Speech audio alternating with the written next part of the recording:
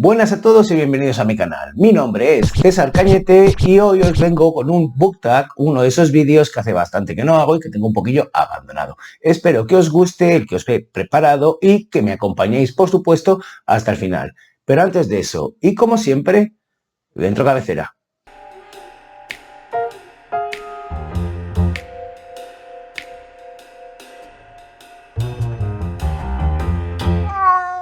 Pues vamos a por el book tag, que no es otro que el book tag primaveral, un book tag estacional que se han sacado de la manga dos compañeras de Booktube, cuyos canales son y que os dejaré allá abajo. Empieza por leer de Marta y el de Asun Martín, homónimo del mismo nombre, que también lo dejaré por ahí, pero es bueno, Asun Citae. Como todos los book tags estacionales, las premisas tienen relación con esta estación que empezamos ahora o que acaba de empezar hace un par de semanitas, que no es otra que pues, la primavera, una de las estaciones en las que yo más disfruto junto con el otoño y el invierno. El verano no me gusta tanto, ¿qué queréis que os diga? No soy de calor. Así que nada, no me lío más, vamos a por la primera premisa y vamos rapidito. 1. Alergia primaveral, libro que le tienes tirria. Bueno, antes de mencionar este libro, porque es uno de esos libros muy prestigiosos y puede hacer que más de uno diga, bueno, pues yo a este tío no le escucho ya más, os diré que es el único libro que abandoné el año pasado y que quizá por eso le he cogido esa tirria. No es porque el libro esté mal escrito, para nada, creo que está muy bien escrito. Pero ahora cuando os diga el título, creo que los que lo hayáis leído podréis entender por qué puede alguien acabar abandonándolo y los que no lo hayáis leído, pues quizá os guste mucho la premisa que presenta y saltéis a leerlo o quizá, pues no sé, os pase como a mí y, bueno, lo abandonéis o ni siquiera lo leáis. No me lío, os digo que el libro es Los errantes de Olga Tokarczuk.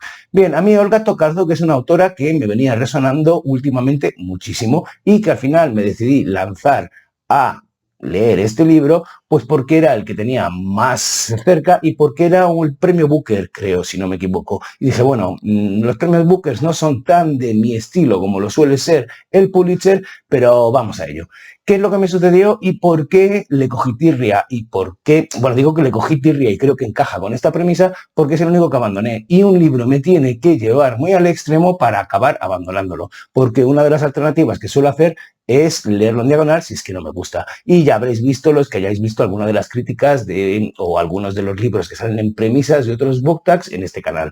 ¿Qué pasa con Los errantes? Bueno, que hay 1001 historias como un mosaico que lo único que las relaciona entre unas y otras es el movimiento, de ahí que venga Los errantes. Y eso hace que no haya un hilo conductor lo suficientemente, ¿qué iba a decir? No sé, robusto como para que a mí me llegue a gustar. Yo necesito que una narración sea un poquito más compacta o lo necesitaba en el momento que lo intenté leer el verano pasado y necesitaba que tuviera no sé, una cosa más clásica, una introducción, un nudo, un desenlace, unos protagonistas en los que pudiese apoyarme y que hubiese una continuidad entre ellos, pudiera seguir sus pasos y qué sé yo, estaba buscando algo más clásico y me topé con esto. Os he de decir que leí unas 100 páginas de Los errantes y estaba, bueno, anduve bastante perdido. Fue como, ¿qué me está queriendo contar esta señora?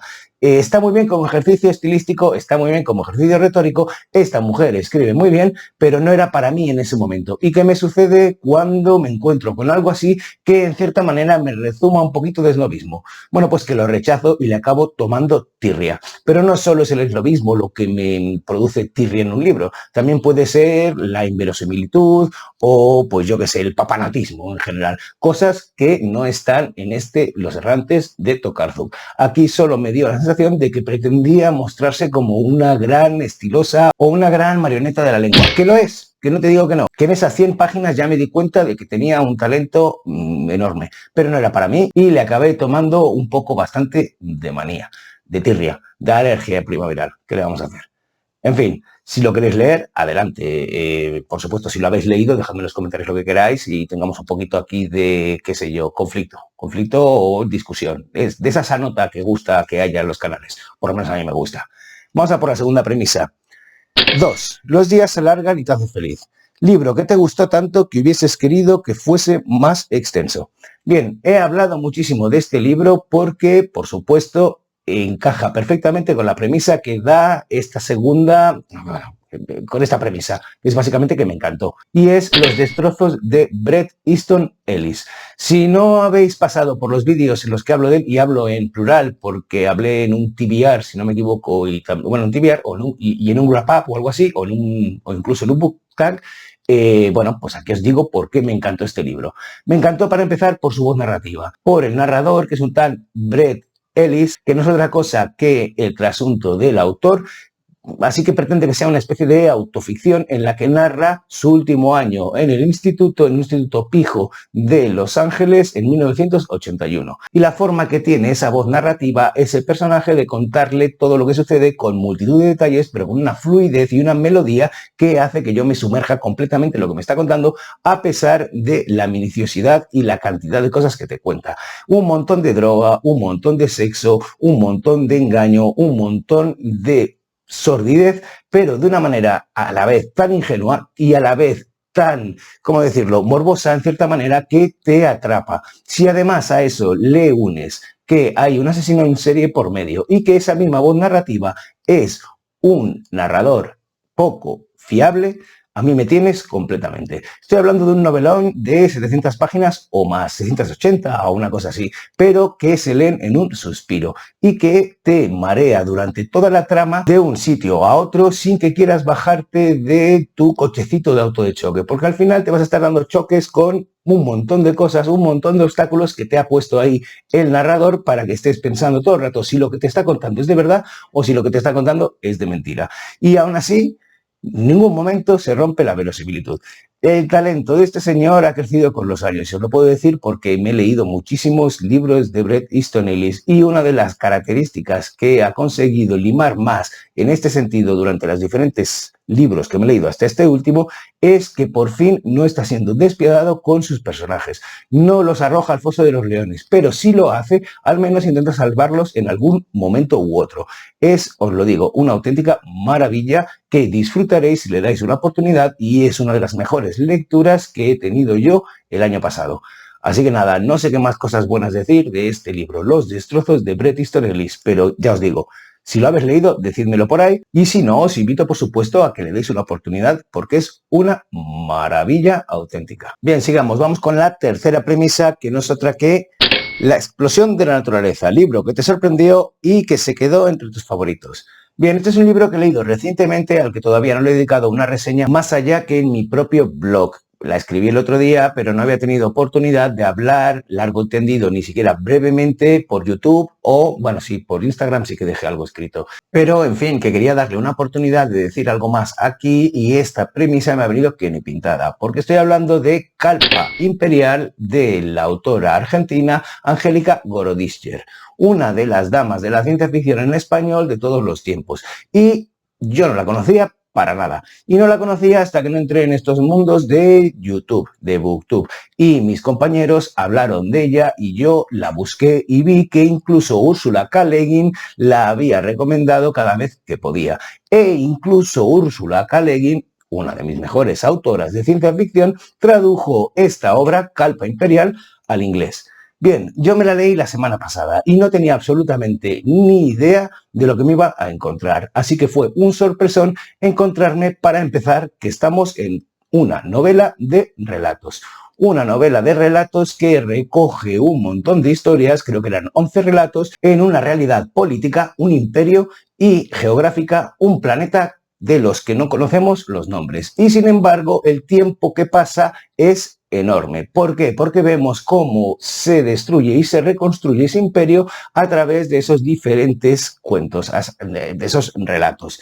Bien, otra de las cosas que me sorprendió mucho es que el narrador es un narrador en segunda persona, es decir, uno de aquellos narradores que te hablan a ti, que le hablan al lector, que en los relatos parece que tengan y a veces intercambian diálogos con otros personajes que también participan en la historia que nos están contando según el relato. Pero ¿qué sucede con el tema de los narradores en segunda persona? Bueno, tengo un vídeo sobre eso que os dejaré allá abajo, en los que hablo de ejemplos en los que se utilizan eso, narradores en segunda persona. Y este tipo de narrador me gusta mucho porque es muy escaso y también es muy difícil de llevar a cabo por parte del autor una voz narrativa en ese sentido y que funcione bien. Son pocos los ejemplos, ya os digo, o por lo menos los que hablo en ese vídeo, pero aquí funciona perfectamente y hace lo que os decía, que se convierta no solo en narrador, que ya lo es en cierta manera, sino esa forma de narrar en una especie de protagonista más de la novela, como cuando dicen que una ciudad, un lugar geográfico se ha convertido en un protagonista más de la novela y que sin ese lugar geográfico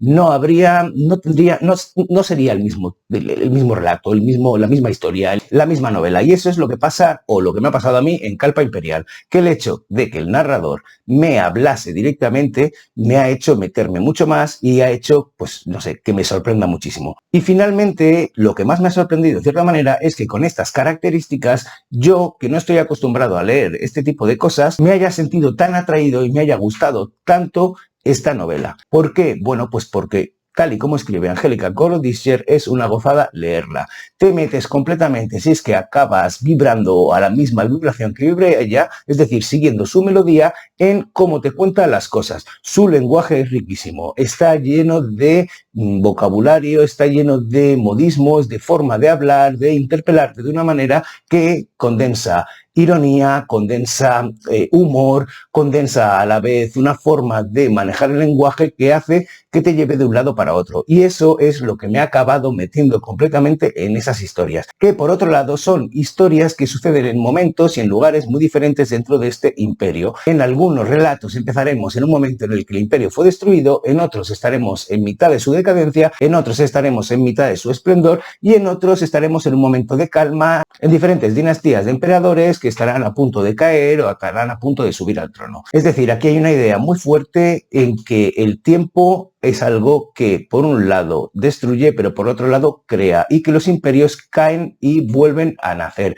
que las historias acaban y vuelven a empezar. Y eso es algo que insufla al texto de muchísima vitalidad, de una sensación de gravedad y de liviandad que hace que haya una contradicción muy atractiva que además se condensa en los propios personajes protagonistas de las historias que nos narran, que son capaces de hacer cosas muy buenas y de hacer cosas muy malas. Y por otro lado, no me gustaría olvidarme de mencionar que los protagonistas de Angélica Gorodischer son personajes en muchas ocasiones no binarios. Pueden ser homosexuales, pueden ser heterosexuales, pueden ser no binarios, pueden pertenecer al colectivo LGTBI y eso hace que un libro que se publicó en 1983 o que lo escribieron durante la dictadura de Videla o de la Junta Militar de Argentina, me flipe que pasase la censura y que se pudiera publicar. Es una auténtica maravilla que pueda haber metido tantísimos temas, tantísimas historias en estos 11 relatos, pero os diré también que no es un libro para todos y precisamente por las características que os decía al principio. Si conectáis con la forma que tiene de escribir esta autora, os gustará, pero tiene esa cualidad o esa intento de emular la oralidad como si fuera un poema épico, como si fueran las escrituras sagradas, es decir, aquella condensación de los poemas épicos del pasado que eran orales en texto escrito, que Angélica intenta emular y lo consigue, que pueda echar para atrás a algunos lectores, además de esa cualidad de que sean relatos. De cualquier manera, es una novela maravillosa que desde mi punto de vista, por supuesto, recomiendo muchísimo. ¡Qué descubrimiento! No va a ser la única novela de esta autora que vaya a leer. Bien, ahora vamos a por la cuarta premisa, que es la subida de la temperatura y la sangre que se altera. Libro que te provocó emociones muy intensas. Y aquí os voy a hablar de Red Room de Ed Piskor, una novela gráfica que recoge unas cuantas historias basadas o alrededor de ese fenómeno SNAF que en la red oscura se ha dado por llamar una habitación roja. La Red Room que da nombre o título a esta obra, que no es más, yo no sé si sabréis este rollo, pero bueno, cualquiera que sepa algo de True Crime o que haya visto incluso alguna cosa de ficción. Vi hace poco en Netflix precisamente una película, una adaptación, no sé exactamente porque nunca la había seguido, de Luther, es decir, de la serie de Idris Elba, donde el malo era Andrew Serkin, que giraba alrededor precisamente de este fenómeno de las Red Rooms, que básicamente, pues como os decía, es grabar snuff en la deep web, en la red profunda y venderlo, hacer pujas y matar a gente ahí en medio. Entonces quizá podréis entender por qué lo he elegido para esta premisa que me provocó emociones fuertes, sobre todo un poco de repulsión y un poco de asco, porque estoy hablando de una novela gráfica que tiene unos dibujos muy detallados, os pondré algún ejemplo por aquí para que lo veáis, en el que la sangre, las vísceras, lo gore destaca por su presencia y que casi sale de la página y te salpica en la cara. Estas historias giran alrededor, como os decía, del fenómeno de las Red Rooms y a veces seguimos a un asesino o a un aprendiz de asesino, a veces seguimos al pariente de alguien que fue masacrado en una de estas Red Rooms y acabó sabiéndose, y a veces seguimos pues a los que intentan pillar a esta gente que está haciendo lo del Red Room. También granjas de seres humanos o bueno, gente bastante pillada de la cabeza. Es decir, algo bastante sórdido y bastante grotesco, que ya es algo por lo que le conocen al autor Ed Piskor. De cualquier manera, un cómic, una novela gráfica para los que les guste lo gore, que yo he disfrutado, pero también me ha provocado, pues lo que os digo, un poquito de asquito en algún momento y un poquito de rechazo en otro. También os diré que la he leído de muy poco a poco, porque la podría haber leído de una sentada, no es tan larga, pero pues oye, la temática giraba demasiado alrededor sobre una cosa que me parece demasiado sórdida y tampoco me interesa tanto. De cualquier manera, esta es mi recomendación para esta cuarta premisa y vamos a por la quinta, que es: nos quitamos capas de ropa, libros con muchas lecturas o que puedes leer muchas veces sacándole diferentes mensajes. Bien, de este libro también he hablado en alguna ocasión porque me encantó. Fue uno de los últimos libros que leí el año pasado y bueno, pues me produjo, precisamente por la cantidad de capas que tiene, una muy buena y una muy grata sensación de estar ante un libro que estaba muy currado por diferentes motivos. Es Fortuna de Hernán Díaz, el ganador del premio Pulitzer del año pasado. También he de decir que yo no sé por qué, no sé quién está o quién elige los premios Pulitzer, pero la mayoría, por no decir todos los que me he leído, me han encantado, sin distinción. Entonces para mí ya es una garantía. No sé si es que yo ya voy con la idea de que me va a gustar y por tanto me gusta por narices, entonces estoy condicionado, una especie de brainwashing, o simplemente que consiguen elegir libros que están en sintonía con mis gustos y mi criterio y mi marco mental. De cualquier manera, ¿de qué va Fortuna? Bueno, pues en Fortuna nos cuentan desde 4 perspectivas diferentes una historia que es similar, aunque no es la misma. Es la historia de un magnate durante los años 20 que se hace rico, que sobrevive a la depresión. A la depresión no es que tenga una enfermedad de salud mental, sino que a la depresión de 1929, y consigue mantener esa riqueza. Pero no solo de él, sino también de su pareja, de su mujer y de la relación que mantienen durante esos años hasta que ella muere. Y lo hacen desde 4 perspectivas diferentes, porque al principio tenemos una novela, que es la parte más alejada, la ficción. Después tenemos una biografía que tiene unos detalles que me encantan, porque se nota que es alguien que no escribe una biografía, sino que le da a un ghostwriter, a un negro que se llama en castellano, es decir, un escritor que contrata para que le escriban algo y le da las indicaciones que quiere que incluya en esa biografía o autobiografía que verá la luz al final, y eso se ve en pequeñas acotaciones en el texto que al principio no sabes qué te está diciendo, pero luego te das cuenta que son indicaciones que se da el propio escritor, el ghostwriter, el negro, para cuando tenga que rellenar esos huecos y acabar la biografía. Y esto lo hago yo cuando escribo. Yo cuando voy a dejar de un día para otro una cosa, me pongo una nota de aquí tienes que continuar por ahí o tal. Luego igual no le hago ni tanto caso, pero bueno, me moló verlo. Lo siguiente, tenemos una primera persona que es precisamente ese ghostwriter, esa escritora, y finalmente tenemos un diario. Así que si os fijáis, tenemos un montón de capas que va desde la ficción hasta algo menos ficcional, entendedme, porque una biografía al final acaba siendo una ficción, a una especie de autoficción, o una biografía directa, a lo menos ficcional que te puedes encontrar, que es un diario, porque la intención de quien escribe un diario no es engañarse a sí mismo, sino es anotar qué es lo que le va pasando en la realidad, en sus día a día. Así que, como veis, tiene muchísimas capas. Y como no podía ser de otra manera, me recordó cuando lo estaba leyendo a un pedazo de libro como es 4321 de Paul Auster, en el que hace un ejercicio similar con 4 protagonistas que son el mismo, Ferguson, y que viven diferentes historias aunque parten del mismo lugar. Tengo una reseña sobre esta novela que os dejaré allá abajo por si le queréis echar un vistazo, porque me encantó la novela y me gustó la reseña que hice de ella. Así que ¿por qué no ponerla aquí para los que os habéis incorporado últimamente al canal y os apetece pues investigar un poco y sumergiros en la cantidad de vídeos que tengo? Así que nada, aquí tenéis Fortuna de Hernán Díaz, una maravilla de novela que tiene muchísimas capas y que pues yo creo que podréis disfrutar. Bien, vamos a por la sexta reseña, que es Volverán las oscuras golondrinas. Volverán. El libro de poesía, prosa poética, romántica o historia de amor que te haya emocionado. Bien, no hay dentro de mi acervo lector muchos libros que puedan encajar muy bien en ni poesía, a no ser que los típicos de poesía que ya he hablado 80.000 veces, ni romance, ni prosa poética, ni historias de amor que sean impresionantes. Así que me he decidido por un libro que sí que es en cierta manera una historia de amor, pero entre dos hermanas, que no es otra que Pequeñas desgracias sin importancia, de Miriam Toews. Lo leí el año pasado, en verano, y me flipó. Me flipó por la gama de sentimientos y de emociones que desenrolla ese libro o que provoca ese libro, porque pasas de la tristeza, de la desesperación, del dolor, de la impotencia, sobre todo, a escenas hilarantes, desternillantes, a la aceptación. ¿Por qué? ¿De qué va esta novela?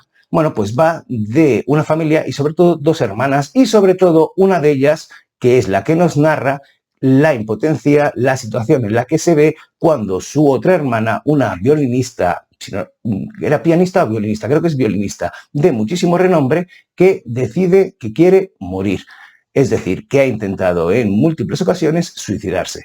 Y la situación en la que deja a esa familia este intento de suicidarse, esa impotencia, ese no saber cómo responder o cómo colmar el deseo que es tan destructivo como querer acabar con uno mismo, y cómo intentar pues acompañar a esa persona para poder salir de una situación tan jodida, porque es chunguísimo. Luego, cuando la acabé y estuve mirando un poquito por aquí y por allá cosas sobre la autora, se ve que está basado en algo autobiográfico, ya que su hermana se suicidó. Y cuando vi aquello, hizo clic en mi cabeza y dije, es que está claro, es que está clarísimo que no habría otra persona que no hubiese experimentado esto que pudiese hablar como habla Miriam Toews en esta novela, con ese tono a la vez, ya os digo, triste, pero irónico, pero con un humor que hace que sea a la vez muy cercano, porque es una tristeza que no te echa para atrás, sino que la puedes comprender, que puedes acompañar y que tiene momentos en que te emociona muchísimo. Una novelaza impresionante, que por supuesto os recomiendo muchísimo y que estoy seguro de que podréis disfrutar pese lo que pesa, porque pesa. En fin, vamos a por la siguiente premisa, que además creo que es la última porque yo he recortado el número de premisas de este original, porque eran 10 y yo ya me enrollo suficiente, y aparte pues había algunas que no sabía muy bien cómo contestar o que no me gustaba cómo contestarlas. Así que vamos a por la séptima y última, pues eso, premisa, que no es otra que Cambio de hora. Libro que te hizo que te dieran las 1000 leyendo o que te hiciese madrugar para poder continuar. Y aquí voy a hablar de un libro que seguro que ha hablado muchísima gente, pero que yo no he tratado apenas en mi canal, más que mencionarlo en alguna ocasión que otra, que no es otro que Juego de Tronos de George R.R. Martin. Bien, yo cuando empecé a leer la saga de Canción de Hielo y Fuego no había empezado a ver ni empecé a ver la serie. Y luego os confesaré también que pues no la continué, no he visto Juego de Tronos. ¿Por qué? Porque yo quería que George R.R. Martin acabara antes la saga o antes de que yo me pusiera a ver la serie. Pero bueno, como lo que yo quiera no importa absolutamente nada, y este es otro ejemplo más de que el universo conspira para que lo que uno quiere no se cumpla, todo lo contrario de Mr. Wonderful y todo lo contrario de muchos autores de, pues yo qué sé, psicología positiva, que dicen que cuando piensas y deseas mucho una cosa, el universo conspira para que la consigas. Pues no, este para mí es un ejemplo de que no. George, acaba de una vez la saga, que es que quiero acabar de ver la serie. Hombre, aparte de acabar qué ha pasado y etcétera, etcétera. Pero bueno, volvamos. ¿De qué queréis que os diga de Juego de Tronos? Si lo conocéis todos, o la gran mayoría, o ha leído el libro, o ha visto la serie. Estamos ante una novela río, que además está partida de manera coral, porque cada capítulo corresponde a uno de sus protagonistas y vemos cómo se enfrenta a lo que le va sucediendo. Todo empieza cuando alguien ha matado a la mano del rey y nombran a una nueva mano del rey, Ned Stark, de Invernalia para que vaya a desembarco del rey y se haga cargo de ese cargo, que no es más que consejero del rey. Baratheon. En fin, ya sabéis de qué va. Lo que me mola de esta novela y qué es lo que hizo que me metiera completamente en su trama. Bueno, pues que hay unas intrigas palaciegas y hay una cantidad de personajes y les pasan un montón de cosas en un mundo de fantasía, de espada y brujería que me flipó. La manera que tiene George R.R. Martin de que hablen sus protagonistas, de que se enfrenten a las cosas, los conflictos en los que los pone y lo que les sucede. Hay una cosa que también me encanta y que dejaron de hacer, y es que como cada capítulo llevaba el nombre de su protagonista, esto dejaron de ponerlo en el índice, porque entonces la gente iba al índice a ver cuándo desaparecía ese personaje y sabía que lo habían matado. Porque bueno, ya sabéis que aquí corre la sangre como si fuera el Amazonas. En fin, Juego de Tronos es uno de esos libros que me mantuvo despierto hasta altas horas de la noche y que madrugué, aunque ahora también lo hago, sea el libro que sea, me enganche o no me enganche, para leerlo. Me lo leí en un periquete y recuerdo ese verano leerme el resto de la saga y saber lo que iba a suceder conforme iba pasando en la serie, y entonces, bueno, me encantaba jugar a aquello de te spoileo, no te spoileo, te destripo, no te destripo, hablemos de la boda roja, amigo. En fin, un librazo, una saga impresionante. Por favor, George, acábalo antes de que te mueras. Bueno, es un poco feo decirlo, pero por favor, acábalo. O no sé, danos algo a los fans incondicionales. Porque a este paso, cuando lea el siguiente, tendré que leerme otra vez todos los anteriores para recordar qué es lo que había pasado. De cualquier manera, este es el último libro del que os hablaré hoy. Espero que os haya gustado este book tag primaveral, este momento de entrar en cambio de estación, que disfrutéis mucho de vuestras lecturas primaverales, que me escribáis diciendo qué estáis leyendo vosotros o cómo, o si habéis leído alguno de estos libros, cómo vais a encarar la primavera, o si tenéis muchas lecturas por delante. Bueno, escribidme para lo que queráis, que yo os contestaré. En fin, hasta aquí el vídeo de hoy y solo me queda desearos un felicísimo día y mandaros un besazo enorme. ¡Mua!